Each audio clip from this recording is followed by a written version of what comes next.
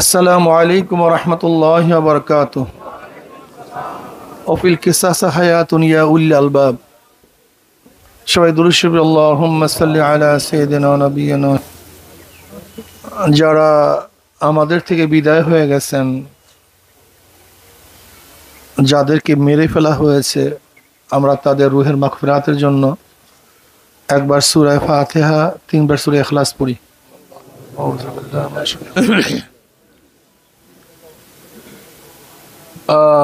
আমার সামনে উপস্থিত ভাইয়েরা, আমরা যে ভূখণ্ডের মধ্যে দাঁড়িয়ে আছি, এই ভূখণ্ডের ইতিহাস সম্পর্কে কম বেশি আমরা সবাই জানি। আপনারা জানেন এদেশে মুসলমানের আগমন কিভাবে হয়েছিল। রাজা দাহিরের জলদস্যু কর্তৃক এক মুসলিম, শুধু একজন মুসলিম মেয়েকে শিলথানি করার কারণে, অপমান অপদস্থ করার কারণে, অসম্মানিত করার কারণে ইরাক থেকে মোহাম্মদ বিন কাসিমের নেতৃত্বে মাত্র ৫,০০০ সৈন্য নিয়ে ১৭ বছরের যুবক মোহাম্মদ বিন কাসিম, ১৭ বছরের যুবক একজন মুসলিম মেয়ের সম্মান রক্ষার্থে ইরাক থেকে কান্তার মরু প্রান্ত পাড়ি দিয়ে, ম্যাকারনের পথ পাড়ি দিয়ে, হাজারো দুর্গম গিরি অতিক্রম করে রাজা দাহিরের ১,০০,০০০ সৈন্যের বিরুদ্ধে কিন্তু ৭১২ ঈসাই সালে প্রথম এদেশে কলেমার পথে উড্ডয়ন করেছিলেন। কয়জন মুসলিমের জন্য? শুধু একজন মুসলিমের জন্য।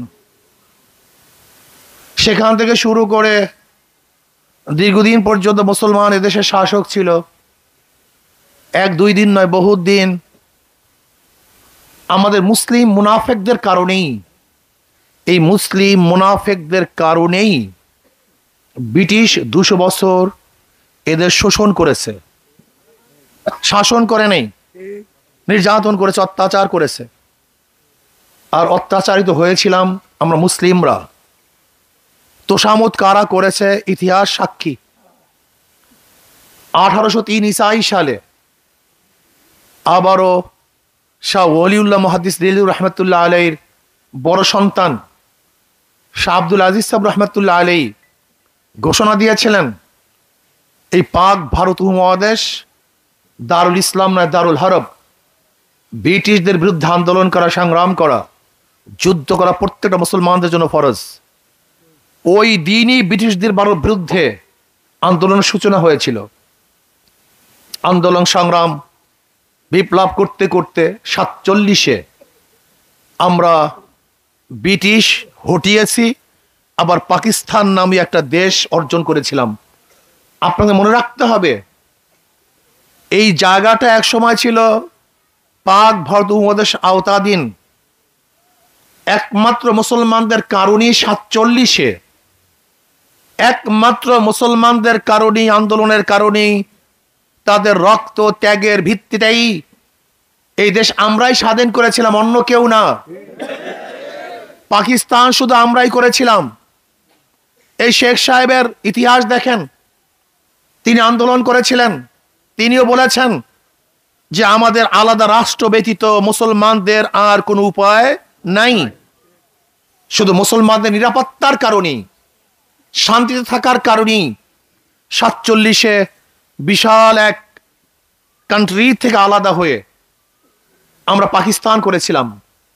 পাকিস্তানের ২টা অংশ, পশ্চিম পাকিস্তান, পূর্ব পাকিস্তান। এই ২ অংশের মধ্যে ব্যবধান ১৭০০ কিলোমিটার। এই ১৭০০ কিলোমিটার দূরত্ব অবস্থায় ২টা দেশ একই নামে ইন্ডিয়ার থেকে, ভারত থেকে আলাদা হওয়ার কি কারণ ছিল? ভৌগোলিক কোনো কারণ নয়, ঋতুর কোনো কারণ নয়, ভাষার কোনো কারণ নয়, শুধু একটাই কারণ, দ্বিতীয় কোনো কারণ নেই। ওরাও সংখ্যাগরিষ্ঠ মুসলমান, আমরাও সংখ্যাগরিষ্ঠ মুসলমান, কাজে দেশ মুসলমানদের। আবার পশ্চিমারা যখন আমাদের উপরে জুলুম করেছে, অত্যাচার করেছে, আমাদের অধিকার রক্ষা করতে পারে নাই, তখন আমরা ওদের বিরুদ্ধে আন্দোলন করে ৭১-এ পাকিস্তান থেকে আমরা আলাদা হয়েছি। প্রথম আলাদা হয়েছিলাম ৪৭-এ ভারত থেকে, এরপর ৭১-এ আমরা আলাদা হয়েছি পাকিস্তান থেকে, একই পাকিস্তান ছিল, সেখান থেকে আলাদা হয়ে স্বাধীন আমরা বাংলাদেশ করেছি। এই বাংলাদেশের জনগণ সংখ্যাগরিষ্ঠ মুসলমান বিধায়ী এই দেশ আলাদা হয়েছিল ভারত থেকে। 47 যদি দেশ ভারত থেকে আলাদা না হতো, কিয়ামত পর্যন্ত চিল্লাতে পারতেন, বাংলাদেশ নামে কোনো ভূখণ্ড অর্জন করতে পারতেন না। কিয়ামত পর্যন্ত আলোচনা করতে পারতেন, আলাদা হতে পারতেন না, স্বাধীন হতে পারতেন না। আপনারা দেখেন না, কাশ্মীর, সেখানে সংখ্যাগরিষ্ঠ মুসলমান, কিন্তু স্বাধীন হতে পারছে না। হায়দ্রাবাদ সংখ্যাগরিষ্ঠ মুসলমান, কিন্তু স্বাধীন হতে পারছে না।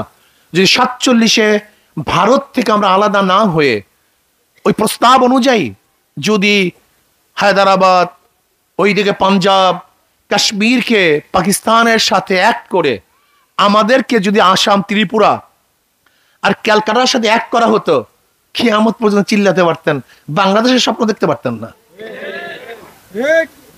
কাজী এদেশ মুসলমানদের। আপনারা জানেন নওয়াব সলিমুল্লাহ, তিনি ইউনিভার্সিটি করার জন্য প্রস্তাব দিয়েছিল 1911 সনে ব্রিটিশদের কাছে, কিন্তু কাঁধের কারণে সেই 21 সনে ইউনিভার্সিটি হয়েছিল। সেই গড়াইয়ের ময়দানে, মাঠে এই রবি ঠাকুরের নেতৃত্বে 41 বার ঢাকা ইউনিভার্সিটি বন্ধ করার জন্য আন্দোলন হয়েছিল, সংগ্রাম হয়েছিল। এবং রবি ঠাকুর বলেছিল যে আমরা মূর্খদের দেশে কিস ইউনিভার্সিটি। অথচ সেই রবি ঠাকুরের জন্মবার্ষিক, মৃত্যুবার্ষিক, অমুক বার্ষিক ইউনিভার্সিটি পালন হয়।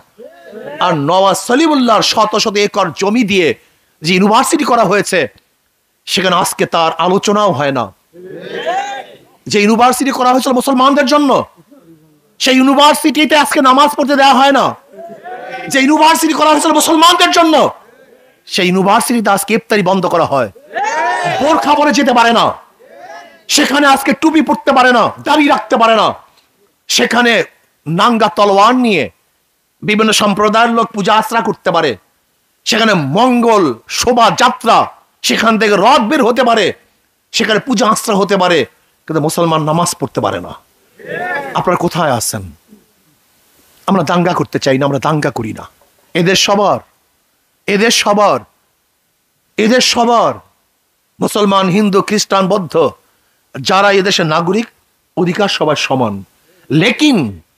লেকিন যে এদেশের ভূখণ্ডে থেকে সাম্প্রদায়িক দাঙ্গাকে উস্কিয়ে দেওয়ার জন্য ষড়যন্ত্র করবে, তারা এদেশের নাগরিক হতে পারে না, তারা এদেশের নাগরিক নয়। আমি জানতে চাই প্রশাসনের কাছে, কয়েকদিন আগে শ্মশান পূজায় নাঙ্গা তলোয়ার নিয়ে পূজা করেছে। আমি ধর্মীয় ব্যাখ্যা চাই। নাঙ্গা তলোয়ার নিয়ে কেন পূজা করবে? এটাকে তাদের ধর্মীয় অনুষ্ঠান?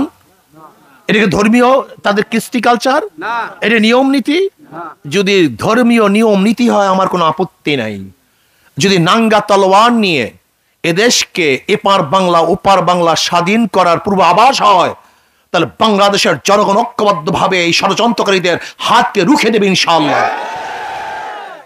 আজকে প্রশাসন ঘোষণা দিচ্ছে ওদেরকে ধরিয়ে দেন।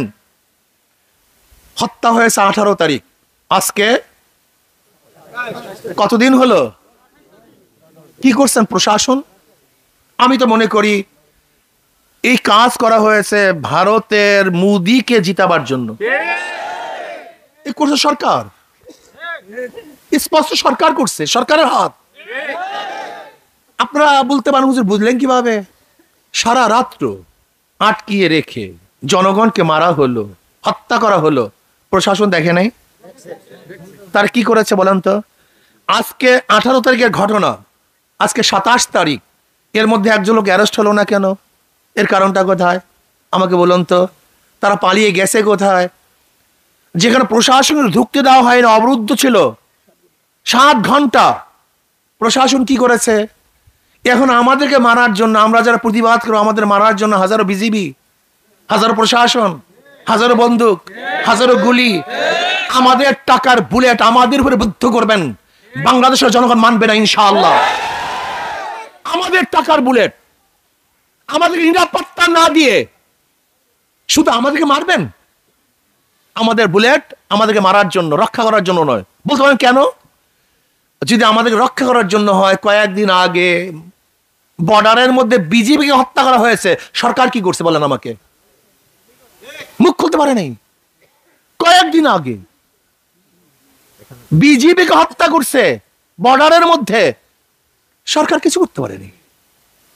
কয়েকদিন আগে বর্ডারের মধ্যে হত্যা করছে, প্রায় হত্যা হয়, প্রায় হত্যা করে, সরকার কিছু বলতে পারে না। তার মানি এই বুলেট, এই ট্যাঙ্ক, এই বিমান, এই প্রশাসন শুধু আমাদেরকে দমন করার জন্য, যারা মোদির বিরুদ্ধে কথা বলবে তাদের বুকের মধ্যে বুলেট বিদ্ধ করার জন্য আজকে এই টাকা, এত প্রশাসন, এত ক্যান্টনমেন্ট, কিন্তু আমাদের রক্ষা করার জন্য নয়। যদি আমাদের রক্ষা করার জন্য হইতো তাহলে আমার এই দুই ভাইকে রক্ষা করতে পারলো না কেন? তাদেরকে বাঁচাতে পারলো না কেন? তাদের পাশে দাঁড়াতে পারলো না কেন? আমি মনে করি আজকে বাংলাদেশ স্বাধীন নয়, পরাধীন। এই মোদি যা বলবে বাংলাদেশ তাই হবে। আপনারা কি বলবেন? আজকে কে এমপি হবে, কে মিনিস্টার হবে, কার পদোন্নতি হবে, কে চাকরি পাবে, কে ট্রান্সফার হবে, সব কিছু নির্ধারণ করে ভারতের দূতাবাস। আপনারা জানেন না অনেক কিছুই। আজকে ট্রানজিট দিয়া দিবে, পয়সা নিবে না, আমাদের বাংলাদেশকে পয়সা দিবে না। আজকে নৌবন্দর ব্যবহার করবে, সেখানে আমাদের কোনো অধিকার থাকবে না। আজকে আমাদের বাংলাদেশে আকাশ সীমা ব্যবহার করে বিমান, পয়সা পে করতে হবে ভারতকে। আপনি চিন্তা করতে পারছেন? হ্যাঁ, আজকে বাংলাদেশের মুসলমানকে নির্যাতন করার জন্য, ধ্বংস করার জন্য শিক্ষা সিলেবাসের মধ্যে যে পাঠ্য কারিকুলাম সেখানে স্থাপন করা হয়েছে, সেখানে পড়াশোনা করলে কোনো মানুষ আর মুসলমান থাকতে পারে না। আপনি দেখেছেন সেখানে প্রেম কিভাবে করবে সেটা শিক্ষা দেওয়া হয়। বন্ধুর সাথে একজন বান্ধবী কিভাবে হাত ধরে হাঁটবে সে শিক্ষা দেওয়া হয়। সেখানে লেখা হয় আমি তো আম্মুর চুমু খাই, কিন্তু আমার বন্ধুর চুমু তো আমি খাই না, কিন্তু হাত ধরে হাঁটতে পারি। লেখা আমাদের বাংলাদেশের সিলেবাসে, পাঠ্যপুস্তকে লেখা। কিভাবে সেখানে হলুদ অনুষ্ঠানে নৃত্য করতে হবে, ডান্স কিভাবে দিতে হবে, মাথা কিভাবে ঝুলাতে হবে, আপনার কোমর কিভাবে ঝুলাতে হবে, সেটা শিক্ষা দেওয়া হয়। এমনকি আপনারা জানেন না, একটা মেয়ে, বয়স্কা মেয়ে, বড় মেয়ে, তার পিরিয়ডের সময় কাপড়গুলি কোথায় রাখবে সেটাও সেখানে বলা হয় এই স্কুলের পাঠ্যপুস্তকের মধ্যে। আপনি বুঝছেন যে লজ্জা এবং শরমকে কোথায় নিয়ে ফেলাইছে? এটা চলতেছে। টার্গেট কি? আজকে হোক কালকে হোক, এই প্রজন্মকে প্রজন্ম। কেন হিন্দু এবং হিন্দু মাক্কা মুসলমান যদি বাদ দেন, তাই মুসলমান আছে কজন বাংলাদেশে? হিন্দু এবং হিন্দু মাক্কা মুসলমান যদি বাদ দেন, তো মুসলমান কয়জন দেখেন? আপনি কোথায় দেখেন মুসলমান? এ তো প্রায় হিন্দু মাক্কা মুসলমান হয়ে গেছে। আমি মনে করি শুধু চেয়ারম্যানের দিকে চক্ষু নিক্ষেপ করলে হবে না। শুধু চেয়ারম্যান এই কাজ করে নেই, কারা কারা মন্দির জ্বালিয়েছে, উস্কানি কে কারা দিয়েছে, এই মন্দির কারা কারা জ্বালিয়েছে এদেরকে ধরতে হবে। কারা অংশগ্রহণ করেছে তাদেরকে ধরতে হবে। যদি ধরতে সরকার ব্যর্থ হয় তাহলে বাংলাদেশের জনগণ কিন্তু ছাড়বে না। আমাদের ভাইয়ের রক্ত ব্যর্থ যেতে দেব না ইনশাআল্লাহ। আজকে থেকে শপথ করতে হবে, আমার ভাইয়ের রক্ত ব্যর্থ যেতে দেব না ইনশাআল্লাহ। বাংলাদেশের জমিনে হত্যাকারীদের বিচার হবে ইনশাআল্লাহ, বিচার করতে হবে ইনশাআল্লাহ। আমরা শুধু মারা যাব, শোনেন, আমরা শুধু মারা যাব, আমরা শুধু মারা যাব হবে না। আমি কি করেছিলাম অন্যায়? আমার ওই দুই ভাই কি অন্যায় করেছিল? ওরা শ্রমিক ছিল, ওরা ওই এলাকারও লোক না। শুধু দুইজনকে হত্যা করে নাই, গোটা বাংলাদেশের মানুষকে হত্যা করা হয়েছে। ওরা দুইজন হত্যা হয় না, আমরা সবাই হত্যা হয়েছি। আশ্চর্য হয়েছে আজকে বাবার অবস্থাটা কি হবে। মায়ের বুক খালি হয়ে গেছে। যদি আজকে আপনার সন্তান হতো, আপনার ভাই হতো, আমি নিজে হতাম, তাহলে কি অবস্থাটা হতো? কি চলছে? নির্বিচার হত্যা, জুলুম, অত্যাচার, গুলি, খুন। না, আমরা মানতে পারি না। আমরা রাস্তা চাই না, আমরা ব্রিজ চাই না, আমরা উন্নয়ন চাই না, আমরা মানুষের নিরাপত্তা চাই, জান মালের নিরাপত্তা চাই, ইজ্জত আপনার নিরাপত্তা চাই, আমাদের মেয়েদের নিরাপত্তা চাই। আজকে ইউনিভার্সিটির মধ্যে আপনি যাবেন, আপনার স্ত্রী নিয়ে স্বামীকে বেঁধে রেখে ধর্ষণ করা হবে, এইটা উন্নয়ন? আজকে জাহাঙ্গীর ইউনিভার্সিটিতে 100 মেয়ে ধর্ষণ করার পরে সেঞ্চুরি পালন করা হবে, এইটার নাম উন্নয়ন? আজকে বাংলাদেশের পাসপোর্ট নিয়ে আপনি বিদেশে যান, যখনই দেখবে বাংলাদেশের পাসপোর্ট, কিন্তু তো সন্ত্রাসী দেশের এলাকার লোক, দুর্নীতিবাজদের এলাকার লোক। এটা না উন্নয়ন? আজকে চুরি ডাকাতি, বেবিচার, হত্যা, জুলুম যা নাই সব ভরে গেছে। আসুন আজকে এই ভাইদের জন্য আমরা দোয়া করি এবং আল্লাহর কাছে দোয়া করি, আল্লাহ এরকম ভাবে যে কেউ আমরা হত্যা শিকার না হই। আমরা বাংলাদেশের একজন মানুষও, সে যেই হোক না কেন, মুসলিম হোক, হিন্দু হোক, খ্রিস্টান হোক, তারা যেন অবৈধ হত্যার শিকার না হয়।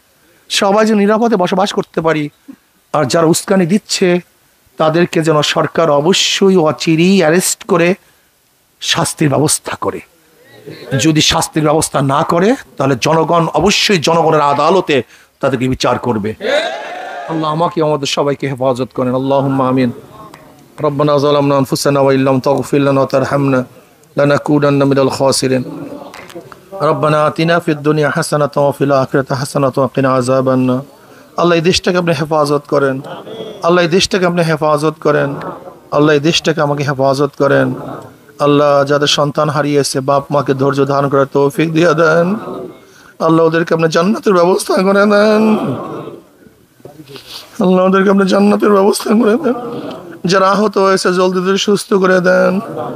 আল্লাহ দোষীদেরকে শাস্তির ব্যবস্থা করে দেন।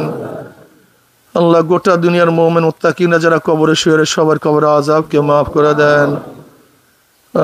রব্বির হামহুমা কামা রব্বায়ানি সাগীরা। আল্লাহ সবাইকে মাফ করে। রব্বির হামহুমা কামা রব্বায়ানি সাগীরা। ওয়া সাল্লাল্লাহু তাআলা আলা খায়রি খালকি মুহাম্মাদ ওয়া আলিহি ওয়া আসহাবিহি ওয়া আজওয়াজিহি ওয়া আতবাহি আজমাইন ওয়ারহামনা মাহুম বিরহমাতিকা ইয়া আরহামার রাহিমিন। আমরা ওনাদের জন্য আমাদের সাধ্য অনুযায়ী আমাদের কিছু হাদিয়া দেওয়ার ব্যবস্থা করছি। যারা মুরব্বী আছে ওনার বাপকেও দেব, ওনার মাকেও দেব, এবং যারা আহত আছে প্রত্যেককে আমরা সাহায্য করবেন ইনশাআল্লাহ। আচ্ছা সব